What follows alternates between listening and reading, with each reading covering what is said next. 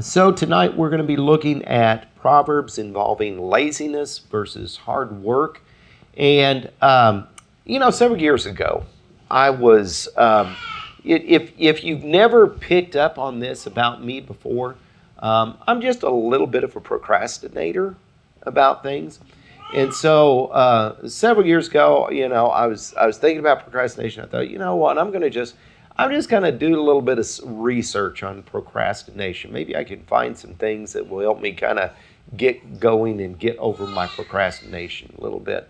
And so I was looking things up, and procrastination and laziness, they're not really the same thing, but they do can't have a tendency to go hand in hand. And so as I was looking at procrastination, I started to fall into to laziness, and the reasons why people procrastinate are multifold, and the reason why people are lazy is also there's a whole bunch of different reasons why. And I thought it interesting as I was kind of reading some of these, psychological blogs and everything about laziness. This one blog, I remember it said, there is no such thing as laziness. And I thought, really? Yeah, there is such a thing as laziness. Now, the reasons for the laziness may be very broad, right? And very complex and everything like that. But as we look at these Proverbs tonight, we're not looking at the reasons behind laziness. We're looking at the results of laziness, okay?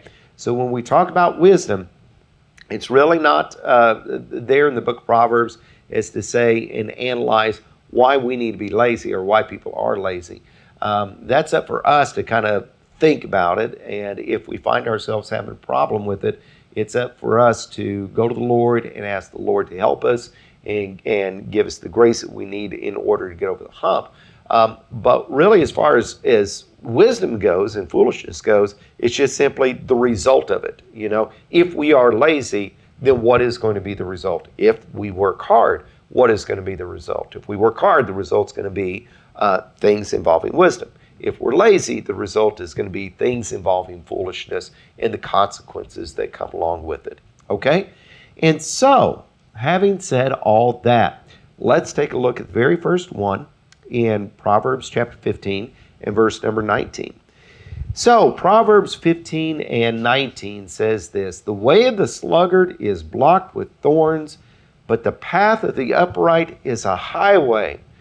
Oh man, maybe that's going to explain why I just keep on having problems after problems after problems. Have you ever done that before? You get involved in something, it's just like a problem holds you back, and a problem holds you back, and a problem holds you back, right? Okay. I don't really think that's not, that is what it's talking about, as much as it is just simply that the way of the sluggard is going to create a situation, okay? And that is, it's blocked with thorns. And then the reverse side of that is the path of the upright is a highway. And so, have you ever thought about, as far as a sluggard goes, a lazy person goes, sometimes it seems like it creates more work to be lazy than it does to just simply get the job done. Have you ever thought about that before? I mean, sometimes when I don't know about you, I'm not going to speak for yourself.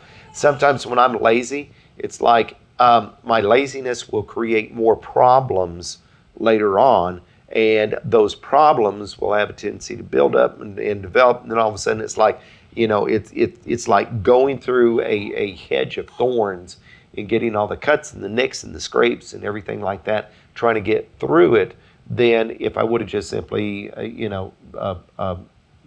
been diligent and gotten the job done the first time.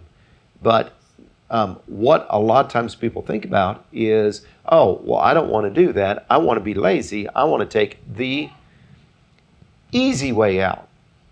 The only problem is, so oftentimes the easy way out ultimately really doesn't amount to all that much easiness, does it? There's all kinds of other things that come in, unintended consequences, problems that come up. Somebody who goes and takes the easy way out and just tries to fix something with, baling wire and bubble gum it to all together, then all of a sudden it all falls apart, and then you got a big problem on your hands, so to speak. Okay? Do you have any questions about that before we look at this in a different light? Because there's two different ways that we can look at Proverbs. Well, there's many ways that we can look at Proverbs, right? Okay, so here's just simply kind of a practical application of it right here. But let's talk about another application too. Let's talk about more of a spiritual application. Okay, so we've got this word sluggard, right? That wasn't supposed to happen. Okay, we've got this word sluggard. Now, when we talk about parallelism, what is going to be the parallel to sluggard? Upright. Okay, so now let's talk about that word upright. What does that word upright entail? Doing the right thing. Okay, it involves morality, doesn't it? Doing the right thing and being a right person. Okay, and so somebody who is upright is going to be somebody who is righteous, not righteous as far as sinless goes, but upright as far as being a moral person goes. Okay? All right. So when you think about somebody who is doing the right thing and they're being a moral person, then you can kind of see that the path of the upright is going to be a highway, because think about it of a spiritual dimension. Who is going to be making it a highway? God is, right? Okay. So God is involved. All right. So if that is upright, then we look at this word sluggard, and we understand that it is going to be the opposite of upright.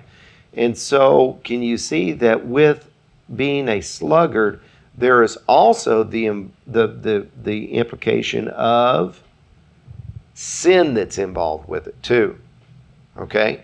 So now when you look at it in that regard, it's not only just simply the consequences of actions, but it's also that God is involved in something, giving us things in our lives in order to teach us a lesson.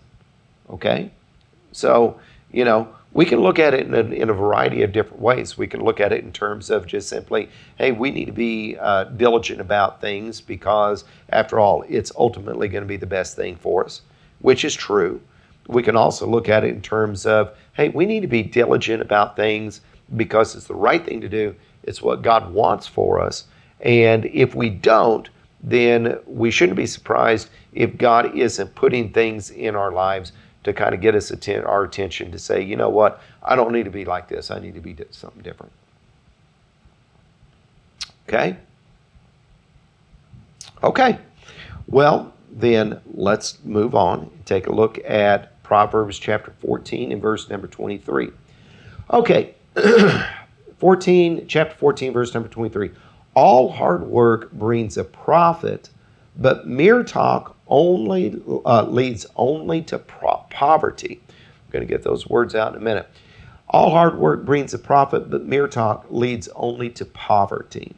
Okay? Now, last week we didn't have this lesson. It's not to say that we didn't have a good lesson, because it was a good little review. But I had already studied this, right? And so I guess it was probably last Wednesday. I'll give you a little story about me. And so, by the way, one reason why I wanted to study the book of Proverbs is because I wanted it for my own benefit. Okay? And so one thing that I've been looking at as far as Proverbs go is like, you know what? I need that lesson on laziness. I need to start, being more diligent about things. Okay? And so I had a camera that went down at a middle school. And so I thought, you know what? I'm not going to be lazy. I'm going to go get busy. I'm going to find out what's going on with that camera. And I kind of had an idea about what it was, okay? Because I had installed that camera over the summer. And, not to get into the weeds about, all these different things, but all the wiring came into a cabinet, and the cabinet was a mess. And the cabinet had all kinds of different stuff in it. And I was looking at it and thinking, you know what, I could really clean this up and I could use better equipment. This would be a better way of doing it. But I don't have the time to do it right now. I'm just going to throw something in here and I'm going to get to it later. Okay, camera goes down, right? And so I think it's time for me to get with it. I'm going to go and I'm going to put the work into it. I'm going to get all this stuff cleaned up, and it's going to be better than it was before. Okay, so I go over there and I start to work. And not only does the one camera not come back up after I had went through and redone everything, but when I got back to my office, I realized that 2 other cameras were down. Okay, and so I'm looking at this right here. All hard work brings a profit. Is that not right for what I was doing at the time? Okay.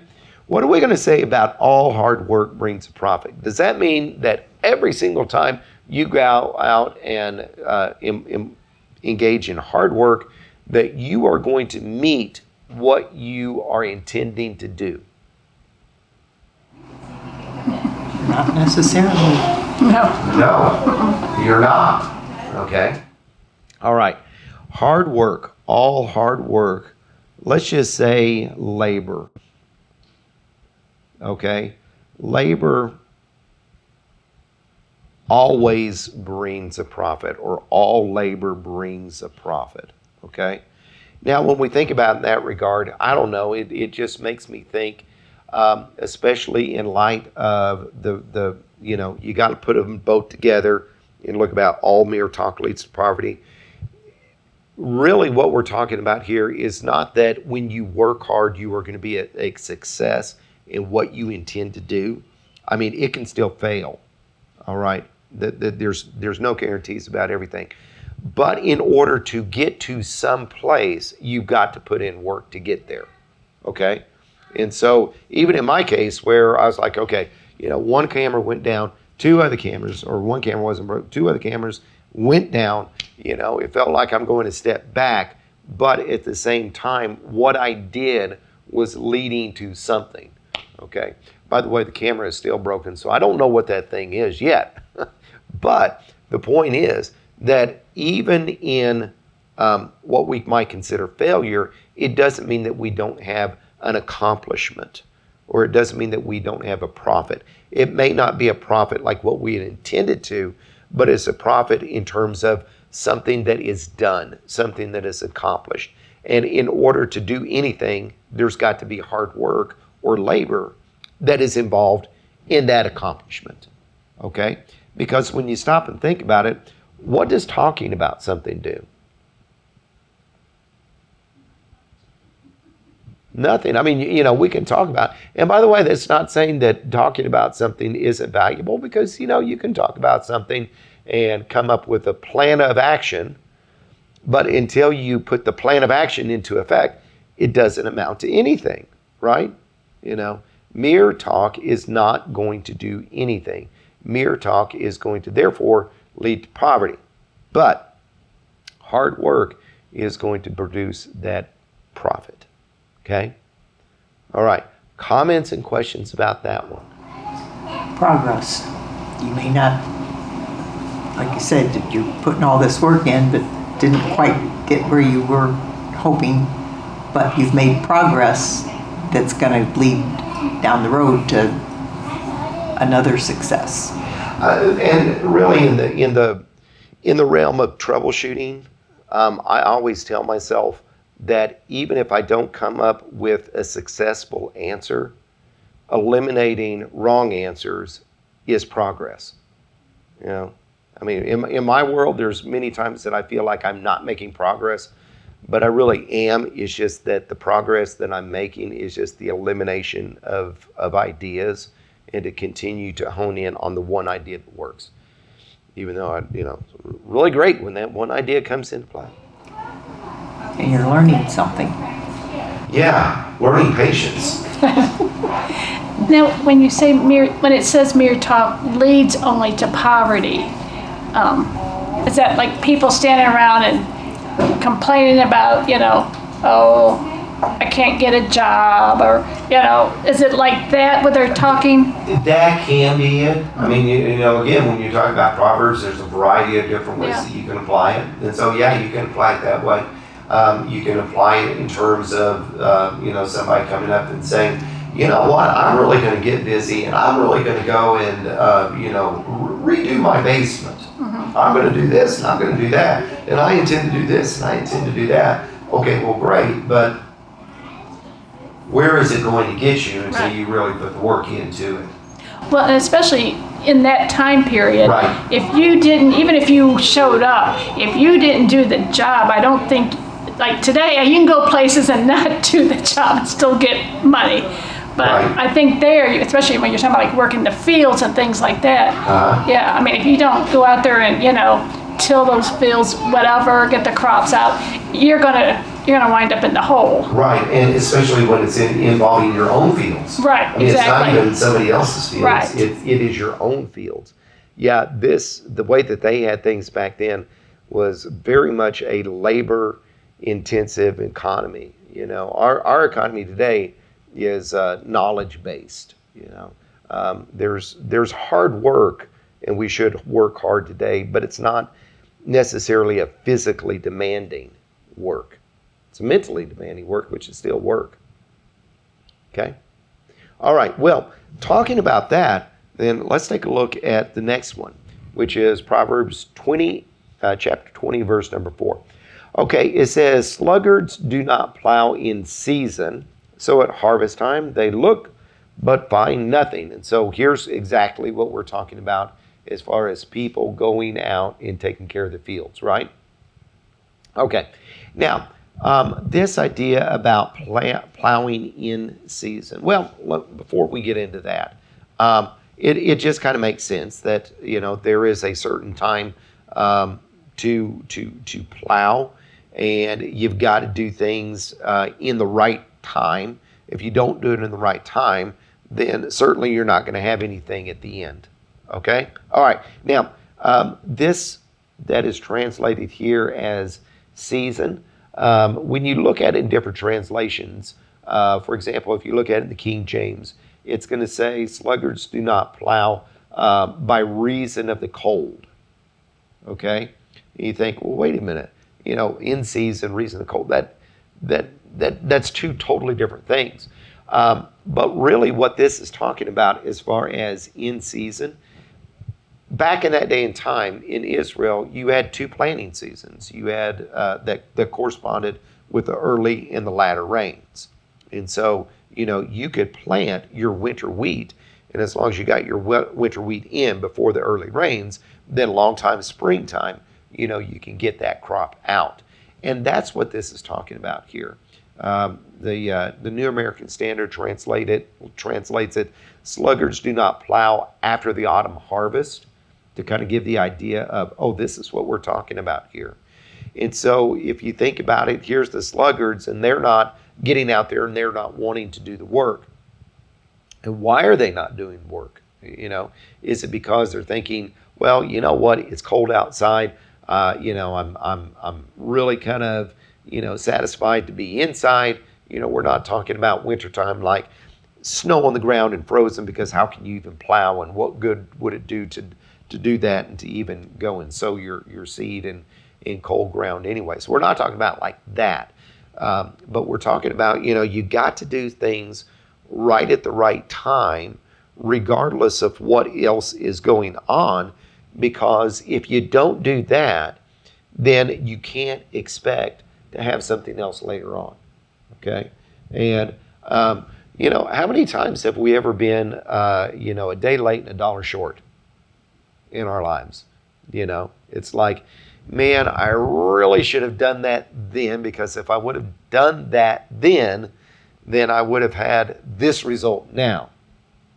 But I didn't do that result then, and so, or that thing then, and so I don't have this result now.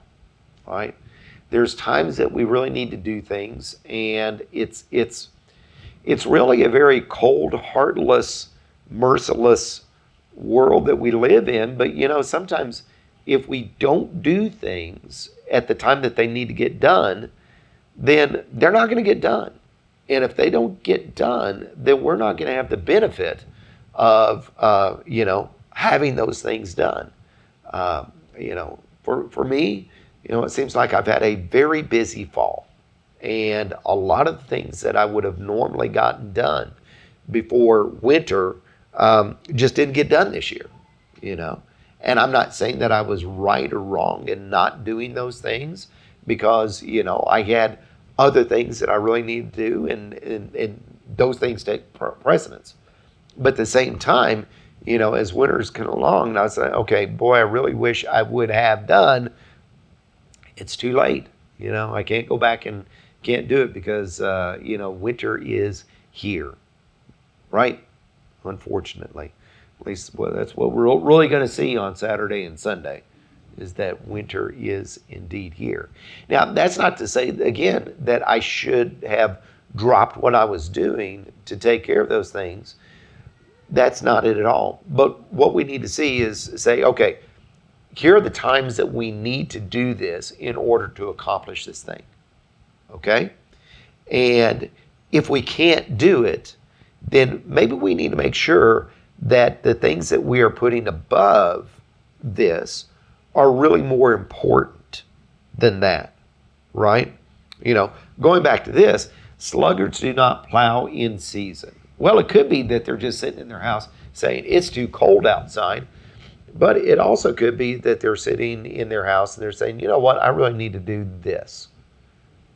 Well, you need to ask yourself, the thing that you are wanting to do, is it more important than having food to eat when a harvest time comes around? In this case, it's no.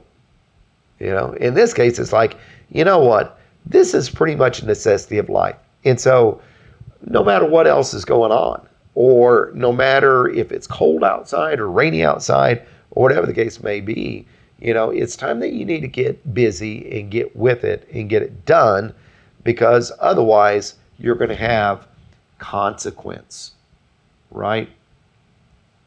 And consequence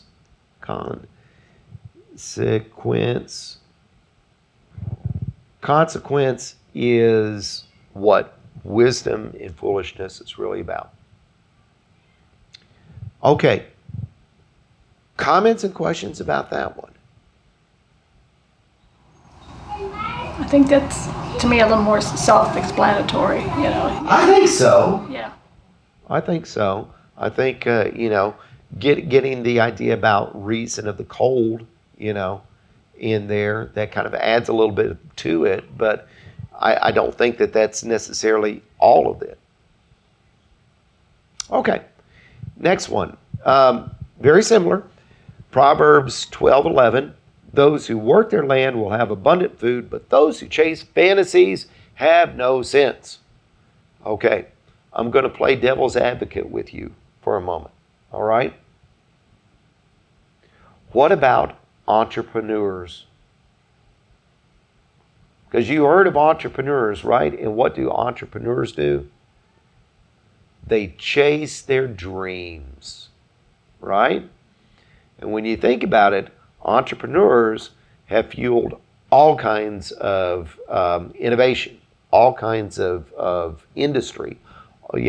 Tons and tons of betterment in life has been done through entrepreneurship. Is this about those who chase fantasies? Is this saying you don't need to be an entrepreneur? Maybe not.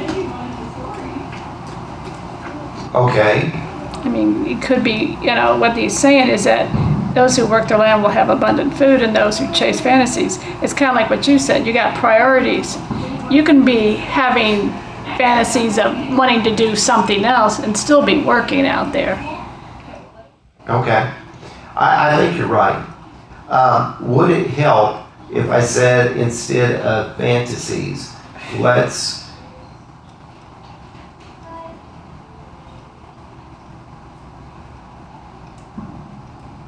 worthlessness, okay, emptiness, okay, vanity, Okay. and And so when you think about that, those who are chasing after things that are worthless don't have any sense. Now, when you go back to an entrepreneur, it could be that maybe they're the only ones that see the value. They're the only ones that see the importance of it. Everybody else says, oh, well, that's just crazy. You're just doing it. But, in fact that they are chasing something that is not worthless, that's what makes the difference. Now, does that mean that every single thing that somebody comes up and says, I'm an entrepreneur, I'm doing, okay, does that mean that everybody has something that is worthwhile and a worthwhile endeavor? No. There's a lot of times that people will say, I'm going to quit my job and I'm going to do this. And, if I hear it, I go, oh, I don't know if that's such a good idea, right?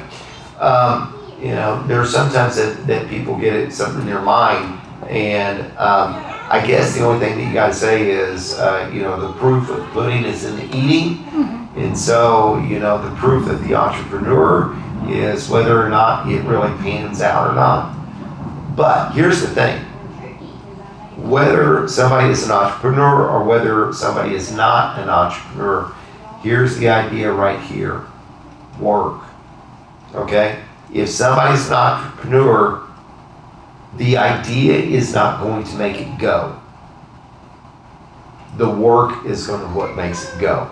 And I've heard people who've gone and started their own business or something. They say, I quit my job and I work twice as much now in order to make this go. And so, for somebody to say, oh, well, they're an entrepreneur and they've made all this money, they did nothing. Well, no, they did a whole lot in order to get all that going, because it's only the work that makes it go. Okay? All right. You got thoughts on that? If you don't try it, you're not going to know. If you don't try it, you're not going to know. But even when you try it, you're really going to have to put some effort into it. That's it. Have plan A and plan B and sometimes plan C. That's right. That's right. Okay. Moving on to Proverbs 18:9. One who is slack in his work is brother to one who destroys. That's interesting to me, okay? The one who is slack in his work is going to be the brother to the one who is destroying, okay? And so somebody who isn't doing anything at the same time is going to be doing, it is going to be, very closely akin to somebody who's tearing things down. Now, let's stop and think about this. When we don't do things, when we are slack in our work, what happens to the things around us? Don't they go, and then crash, burn, flames, fire, smoke, okay? Right? Has there been times that you're like, oh, that sink's leaking a little bit. I'll get to it later. Oh, that sink is really leaking a little bit. I'm going to get to it later. Oh, that sink's leaking a little bit. I'm going to get to it later.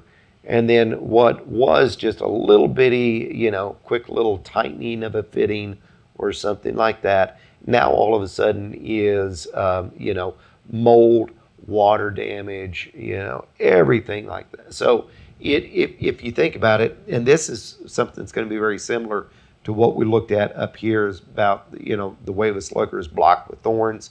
Here's something that's going to be similar to it, and that is that if you're slack in your work, what's ended up happening is things are going to be being destroyed.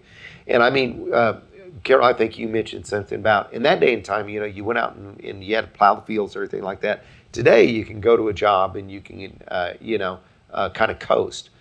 But, the people that go to a job and start to coast, what is destroyed as they're coasting? Whatever they're supposed to be working on. Whatever they're supposed to be working on. But if you also stop and think about it, there's other things that are going to be destroyed as well. right? Your reputation. If you're gonna go to a job and your boss gives you a responsibility, and he's giving you that responsibility because of a good reputation and thinking that you can handle it and do it, but you don't do it because you're being slack in your work, and then all of a sudden it comes due to, hey, where is it that you're doing? What ends up happening to your reputation? It's that little thing you drew where it gets destroyed. Yeah. Right. You know. And so, you say, oh, well, I'm probably not going to lose my job over this. But at the same time, you might really lose your name. You might really lose your reputation. In the book of Proverbs, a good name is of immense value. It's worth more than gold. And so, especially for a Christian, that name, that reputation is something that we really need to value. Okay? Now, let's take another step further. Have you ever been in a period of your life where I just don't want to do anything. I'm just going to sit back. I'm going to take it easy. And you don't really do anything. And you're a sluggard. What happens to your ambitions? What happens to your morale? What happens to your self-esteem? It causes a lot of depression, I think, for a lot of people too. It does. Yeah. I mean, you look back in COVID, when here we were stuck at home, not doing anything. How many of us were really like, man, I just don't really feel all that good about myself, right? Okay. A lot of people just set out with a project or something just to do it, just for the sake of doing something. There's another case of it. There's another application of it. And that is, one who is slack in his work is brother to one who destroys. You think about the destruction. The destruction can be all kinds of different things. It can be the destruction of how we see ourselves. It can be the destruction of how others see ourselves. It can be the destruction of the work itself and what's going on. And so, that's why this one to me is interesting. Well, also, if you work for a company and you don't fulfill whatever you're supposed to do for that company, it falls on the company too. So you could also be destroying, a whole industry or, somebody's business. Right. Other people around you, other coworkers that are depending on you to do something and you don't do it, then they can't do what they do. Yep. Okay. On a more happy note, not a happy note, but a lighthearted note, Proverbs 22:13. The sluggard says, "There's a lion outside. I'll be killed in the public square." Okay. Good point, I think, right? I mean, if there's a lion outside, I don't want to go out there. I mean, lions are vicious, lions are dangerous, and lions can kill people. So if there's a lion outside, that's something that we've got to really pay attention to, right? Okay. I don't know a whole lot about lions, but I do kind of know this. Lions are really kind of solitary creatures and private creatures. How many times, I mean, if you read about or movies and everything about a lion that's out, you got a little village, maybe in Africa or something, how many times is the lion actually out there in the public square roaming around waiting for somebody to come out of their house so that he can kill them and eat them? Because if a lion's out there in the public square where he's going to be killed, if a lion's out there, then you know what the townspeople are going to do?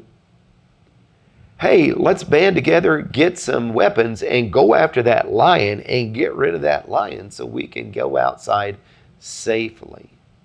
Okay? So when the sluggard says, there's a lion outside, I'll be killed in the public square, how serious do you think we should take him? And how serious do you think he really is being? Yeah. He's making an excuse. Making excuses. Now, when you think about it, I mean, if there's a lion outside, is there some risk? Yes, there is. And, do we need to watch risk? Yeah, we do. But at the same time, when you think about it, isn't living life a risk? I mean, didn't you risk your life getting out of your house, getting in your car, and driving here tonight? You really did, because something bad could have happened to you. It happens. Not saying that it doesn't, but we can't really allow those kinds of risks to just simply take over everything, right? We got to say, no, what? Now, wait a minute. Chances are it's not going to happen. What really is driving this is I just don't want to do it. I just need to get out. I just need to get busy and get it done. Okay? And so the next time that you find yourself saying, there's a lion outside, I can't go to Bible study or church. No, don't worry. It's not going to hurt you. Just come on. Okay. All right. One last one, and that is Proverbs 10:26. As vinegar to the teeth and smoke to the eyes. Ooh, I don't know about vinegar to the teeth, but I've had smoke to the eyes before. Do you like smoke to the eyes?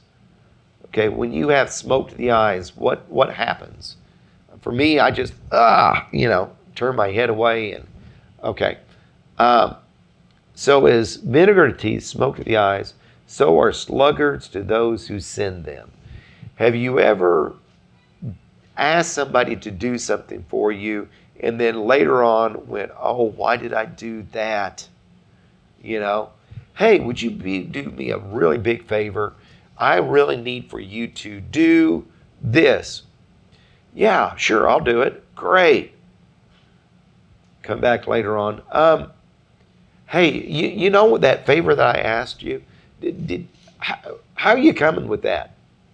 Oh, I'm sorry, it slipped my mind. I'll get to it. Oh, fantastic. Hey, you know that favor that I really, really, really needed you to do? I think I'm to the point now that I could just do it myself. How are you coming on that? No? Do you see the idea that, when you send a sluggard to go do something, then you're going to regret it later on. And so the idea is that have some wisdom. If somebody's got a reputation of being a sluggard, don't rely on them.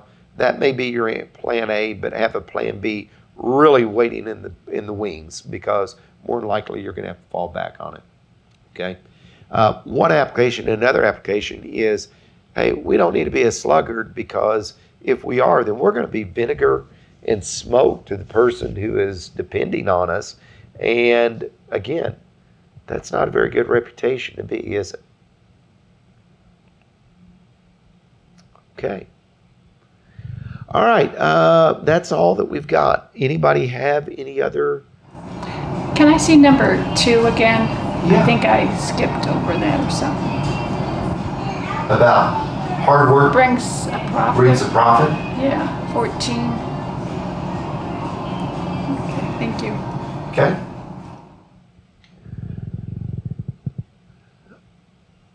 All right.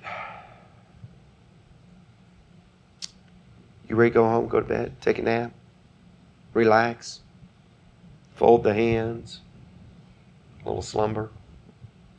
Be a sluggard. We'll be a sluggard tonight during sleep time. Okay. And by the way, this is not saying that we don't need downtime too, because we do. This is the contrast of what we do with our lives, right? Hard work versus laziness. Okay. All right, well, let's bow our heads. Dear Lord in heaven, we thank you for all of your blessings. We thank you for your love and your patience with us. We ask that you please help us to take these Proverbs to heart. apply them to our lives. Give us the grace and the mercies that we need so that we can live good lives and have good reputations for your sake. Lord, please forgive us of our sins, and we ask this in Jesus' name. Amen.